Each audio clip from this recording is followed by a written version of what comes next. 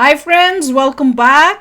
रूस का दावा सही निकला तो भारत तहलका मचा देगा। इंडिया रशिया, चलो देखें कि रशिया का कौन सा दावा ऐसा की बात कर रहे हैं। राइट, बिल्कुल। तो चलो वीडियो शुरू करते हैं। वीडियो शुरू करने से पहले अगर आप चैनल पर नए हो और आपने अभी तक सब्सक्राइब नहीं किया तो जल्दी से पहले सब्सक्राइब के बटन और बेल आइकन को क्लिक कर लो ताकि आपको हमारे सारे न्यू वीडियोस के नोटिफिकेशन मिल जाएं जैसे हम अपलोड करें। अगर आपको वीडियो पसंद आता है प्लीज लाइक एंड शेयर। चलिए शुरू करते हैं।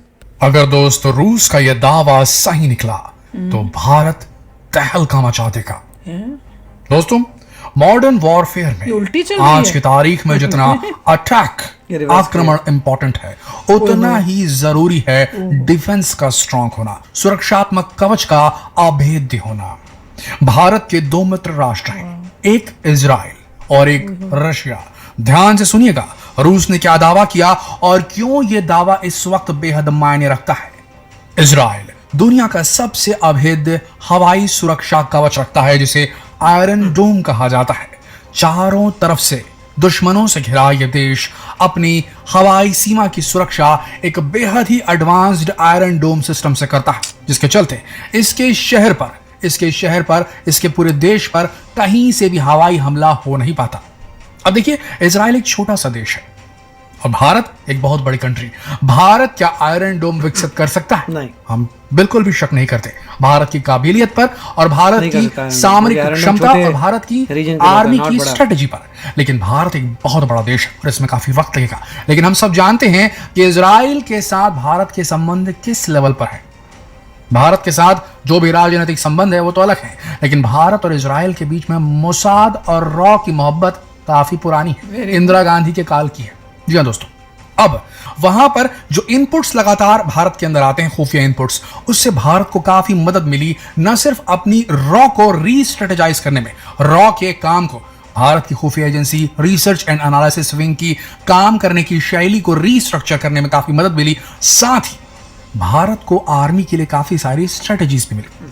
तो एक दोस्त हमारा इजराइल है जिससे हमें कुछ स्ट्रेटजीज मिली कि हवाई प्रोटेक्शन सिस्टम कितना जरूरी है, एयर डिफेंस सिस्टम का डेवलप होना कितना जरूरी है। दूसरा हमारा मित्र है रशिया, और आपको जानकर आश्चर्य होगा कि पिछले 3 दशक से billions of dollar, 13 billion dollar, बात करें रूबल की तो 550 बिलियन रूबल इन्वेस्ट करके और 3 डेकेड यानी कि 3 दशक 30 साल अपने इन्वेस्ट करके रशिया की आर्मी ने दुनिया का सबसे advanced air defence system S-400 develop किया। हम सब जानते हैं कि S-400 भारत ने खरीदा है। 5 बटालियन भारत ने ऑर्डर की है रशिया तक, और रशिया ने कुछ बटालियंस भारत में भेज भी दी हैं। कुछ बटालियंस की डिलीवरी अभी डिले है क्योंकि हम सब जानते हैं कि रशिया अभी फंस गया है यूक्रेन वॉर में। लेकिन दोस्तों, आपको बताते हैं, जो दावा किया जा रहा है रशिया और भारत के बीच में, उसमें यह कहा गया है कि रशिया ने S-500 सिस्टम डेवलप कर दिया है जो कि S-400 सिस्टम से कहीं ज्यादा एडवांस्ड है। दावा है कि S-500 एयर डिफेंस सिस्टम की क्षमता अंतरिक्ष तक वार करने की है। किस तरीके से है, अंतरिक्ष में किस पर हमला करेगा, ये सारी बात आपको वीडियो में इंडिया भी अभी तक अंतरिक्ष में उड़ा सकता है सैटेलाइट। इंडिया का कि रशिया अपने एयर डिफेंस सिस्टम को, अपने हवाई सुरक्षा कवच को किस तरीके से मॉडर्नाइज करने में लगा हुआ है। देखिए, रशिया ने सिर्फ 13 बिलियन डॉलर और 3 दशक अपने सबसे बेहतरीन साइंटिस्टों का नहीं लगा एयर डिफेंस सिस्टम को डेवलप करने, बल्कि रशिया ने कई युद्ध भी लड़े, क्रीमिया का वॉर और अब यूक्रेन का वॉर। उसमें वो आगे नहीं बढ़ पा रहा। एक वो कंट्री जो शांति प्रिय होती है, शांति प्रिय देशों के साथ की जो हिस्ट्री रही है धरती पर वो जिस प्रकार की रही है, ये किसी भी प्रकार के वेपन सिस्टम को खरीदने में शुरुआती दौर में विश्वास ही नहीं रखती। फिर होता है इनके ऊपर हमला और उसके बाद धीरे धीरे ये अपनी वेपन सिस्टम को, अपनी आर्सेनल को, अपनी आर्मी को बड़ा करना शुरू करती है। दूसरे प्रकार के देश वो होते हैं जो देश शांति प्रिय तो हरगिज नहीं होते, लेकिन उनके देश के अंदर शांति होती है। अमेरिका, यूके, फ्रांस, इस प्रकार की कंट्रीज, रशिया भी इसमें आता था। लेकिन दोस्तों, इन कंट्रीज में अंदर तो शांति रहती है। जब इनके यहां शांति रहती तो इन्हें युद्ध लड़ने की जरूरत नहीं होती है, तो इनके जो हथियार हैं वो ज्यादा यूज नहीं होते, तो इनके पास हथियारों का बहुत बड़ा आर्सेनल बनाते रहते हैं, स्टोर करते रहते हैं, बनाते रहते हैं, स्टोर करते रहते हैं। इनका काम क्या हो जाता है कि हम बेहतर से बेहतर हथियार बनाएं और उन गरीब कंट्रीज को बेचें या उन अशांत कंट्रीज को बेचें, या तो दुश्मन को बेचें या तो दोस्त को बेचें। जो आपस में लड़ने में ज्यादा इंटरेस्टेड हो और वहां से खूब सारा पैसा अपने देश के अंदर अपनी इकोनॉमी को स्ट्रांग करने के लिए मंगा लें। जिन देशों के हमने नाम बताया असली है क्या? इन देशों के अंदर शांति होती है, लेकिन ये शांति प्रिय नहीं होते। आप समझ रहे हैं ना क्या कहना चाह रहे हैं? अब बात आती है हमारे जैसे देशों की, जो आप समझ चुके हैं कि भैया अपनी जो सिक्योरिटी है बहुत ज्यादा जरूरी है और हमें अपने आर्सेनल को बढ़ाना पड़ेगा। चौथे प्रकार के वो देश होते हैं चीन जैसे देश, जिनका एक ही उद्देश्य रहता है जितना बड़ी से बड़ी आर्मी हो जाए उतना अच्छा। जहां दुनिया का हर देश अपने न्यूक्लियर आर्सेनल को कम करने की बात कर रहा है, वहां चाइना मात्र एक ऐसी कंट्री पूरी दुनिया में जो चाहता है कि 2030 तक के 2040 तक के उसके पास उतने ही सारे न्यूक्लियर हथियार आ जाएं जितना रशिया और अमेरिका के पास है। बराबरी की लड़ाई में चल रहा है वो अलग किस्म के देश, अटैकिंग कंट्रीज। हम तीसरी कैटेगरी में आते हैं जो इवॉल्व कर चुके हैं एक शांति प्रिय देश से एक ऐसी कंट्री को डेवलप होने में जिसमें हमको मालूम है कि हमारे दुश्मन कौन है और उनके लिए हमें किस चीज की जरूरत है। अब हमारा मित्र है इजराइल, जिसने हमें स्ट्रैटेजी दी आयरन डोम की, और हमारा मित्र है रशिया, जो कि दुनिया का सबसे बेहतरीन एयर डिफेंस सिस्टम न सिर्फ डेवलप कर रहा है बल्कि वो जख्मी भी है, वो वॉर रेडी है। उसने युद्ध को सबसे फ्रेश मोड में देखा है। देखिए अमेरिका के पास जितने भी हथियार हैं वो रहने दीजिए, कोई दिक्कत नहीं। हाँ उसने युद्ध लड़े हैं अफगानिस्तान में, इराक में, उससे बेहद कमजोर देशों के साथ युद्ध लड़े हैं और ऑलमोस्ट ऐसे देशों के साथ युद्ध लड़े हैं जिनकी कोई आर्मी ही नहीं थी और उसको हराने के लिए उसने अपना सारा फायर पावर डाल दिया। हम रशिया और यूक्रेन के बीच में कह सकते हैं कि यूक्रेन भी कोई बहुत बड़ी कंट्री नहीं थी, लेकिन दोस्तों इस बात को आप नजरअंदाज नहीं कर सकते कि यूक्रेन को कितना वेस्टर्न समर्थन मिला है, कितने अत्याधुनिक हथियार उसे मिले और इसका सामना करना पड़ा ट्रेंड कहाँ थे और इसी वजह से उसकी डिलीवरी में लोग भी कितने तो अब जो सबसे बड़ा दावा रशिया ने किया है वो ये किया है कि S-400 के बाद उसने S-500 की टेस्टिंग कंप्लीट कर ली है। और दावा ये किया गया है उस वक्त के जो डिप्टी जो प्रेसिडेंट थे उस वक्त लीडरशिप में जो सेकंड इन पावर थे रशिया में, उन्होंने कहा कि भारत पहला ग्राहक हो सकता है S-500 सिस्टम का, यानी दुनिया में S-500 का दूसरा ओनर भारत हो सकता है। S-500 में क्या शक्ति है, ध्यान से सुनिएगा दोस्तों। S-500 की शक्ति जानने से पहले चाइना की शक्ति को जानना भी हमारे लिए जरूरी है। चाइना के पास लॉन्ग रेंज की बहुत सारी मिसाइल्स है, समझ रहे हैं, अलग अलग वेराइटीज की मिसाइल्स है चाइना के पास लॉन्ग रेंज की। और चाइना के पास न सिर्फ अलग अलग वैरायटी की बहुत सारी मिसाइल है, उसके पास जो मिसाइलों का भंडार है वो भी बहुत ज्यादा है। चाइना ज्यादा वॉर नहीं लड़ रहा है, इसलिए उसके पास काफी सारी मिसाइल का बहुत सारा क्वांटिटी बहुत है उसके पास, और पूरा भारत चाइना की जद में आता है। ये एक रियलिटी है। हमारे पास अग्नि है, हमारे पास अग्नि 5 है, अग्नि 6 की हम बात करते हैं, हमारे पास ब्रह्मोस है, सब चीज है, लेकिन हमारे पास कमी अगर है तो वो है एक हवाई सुरक्षा कवच की, एक अवैध हवाई सुरक्षा कवच की, जो हमारे मित्र इजराइल की तरह हमें एक आयरन डोम की जो है लेवल की हमें अभेद्यता दे हमारे हवाई सीमा को, हमारी हवाई जो एरिया है उसे। और इसके लिए हमारे पास होना चाहिए बेहतरीन एयर डिफेंस सिस्टम जो कि S-400 और S-500 के अंदर है। पहले देखते हैं S-400 के अंदर क्या था।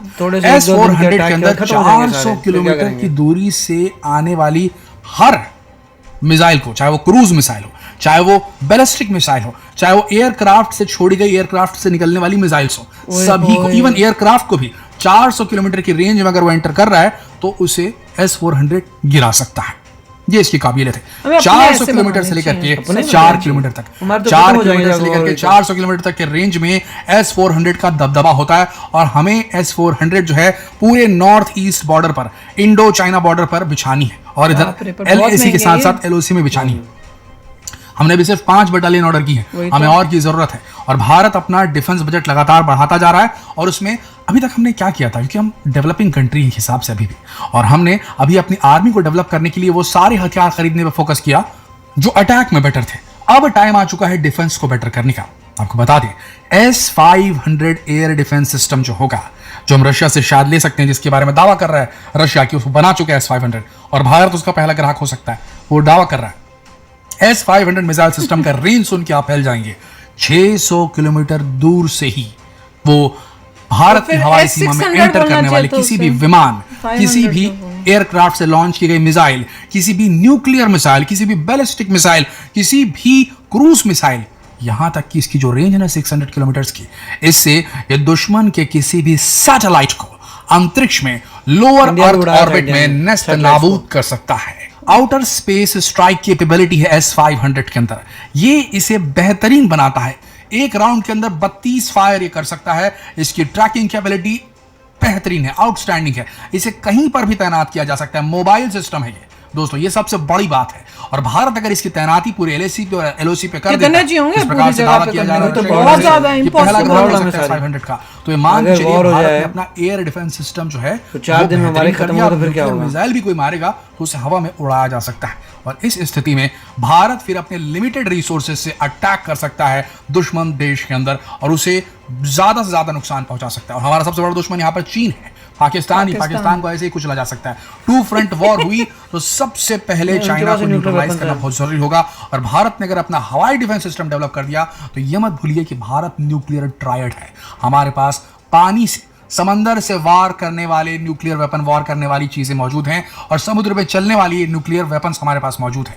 हवाई न्यूक्लियर वेपन मौजूद है हमारे पास, जमीन से जमीन पे वार करने वाले न्यूक्लियर वेपन भी हमारे पास मौजूद है। हमारा न्यूक्लियर ट्रायड है, और ऐसी स्थिति में भारत जो है चाइना को न सिर्फ एक अच्छी टक्कर दे सकता है बल्कि अच्छी रणनीति बना करके, आर्मी के साथ में अच्छी रणनीति बना करके आराम से चाइना को बीट भी कर सकेगा अगर हमारे पास में एयर डिफेंस शील्ड मौजूद हो तो ये दावा किया जा रहा है कि भारत पहला ग्राहक हो सकता है। देखना यह होगा कि क्या S-500 को इस युद्ध के स्टेट में रशिया डेवलप करके भारत को भेज पाएगा। इससे पहले क्या S-400 की जो डिलीवरी बची हुई वो पहले कर पाएगा। क्या भारत S-500 का ऑर्डर एक्सेप्ट करेगा, क्या खरीदना चाहेगा, ये देखना होगा। लेकिन इतना तय है, अगर रूस का दावा सच साबित हुआ तो भारत तहलका मचा देगा।